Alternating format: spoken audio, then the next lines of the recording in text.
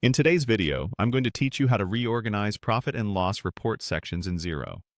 By the end, you'll know how to tidy up the layout so your financials are easier to read and present. First, log into your Xero account. Make sure you have access to the organization and the permission to edit reports. Once you're in, head to the main menu and click Reporting. This is your hub for all the financial reports you'll work with. From here, select Profit and Loss. This report shows your revenues, costs, and expenses over a period, and reorganizing it can make trends and insights pop. When the report opens, look for the Edit Layout option. Click that to switch into layout mode. You're not changing the numbers themselves, just the way sections and rows are arranged, which can significantly improve readability for your team or stakeholders.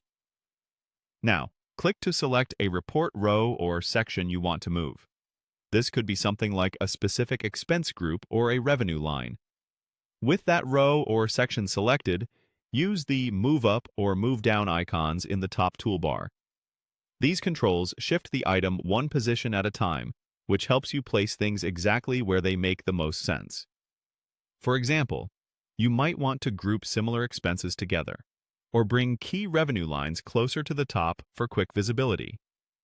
As you make adjustments, you'll see the report structure update in real time. Take a moment to review the new order. Ask yourself whether related items are grouped logically, whether subtotals appear in the right places, and whether the flow, from revenue to gross profit to expenses, feels intuitive. Small tweaks here can make a big difference when someone new reads the report. If more changes are needed, continue organizing rows the same way.